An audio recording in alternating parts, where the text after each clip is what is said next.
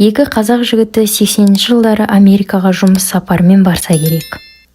Содан кафеге тоқтап, тамақтанып, темекі тартып тұрады.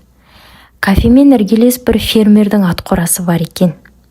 Кенет ішінен бір тұлпар тулап, кісіней береді. «Мынаған не болды?» дейді де олар қораға жақындайды. Бұлар жақындаған сайын тұлпар тыпырлап, бас жібін тартқылап ынтыға түсті. Есікте тесіле қарап, қонағын ұзақ күткен кісіше елеңдейді жарықтық. Жігіттер жақындап, маңдайын сипап еді, момақан бола қалды.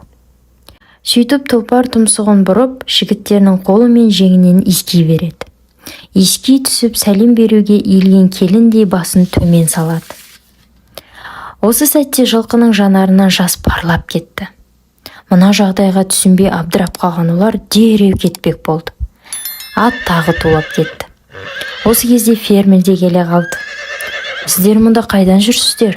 Жылқыға не істеп қойдыңыздар?» деді де жөн сұрасты. «Қазақстаннанбыз. Мына жылқы оқыс қылықтарын көрсетіп жатқан соң көргіміз келді. Бар жоғы осы ғана», деді жігіттер. «Түсінікті», деді фермер. «Тұлпар Луговой жылқы заводынан сатып алынған, жерлестерін танып тұрған ғой». «О, тауба десеңші».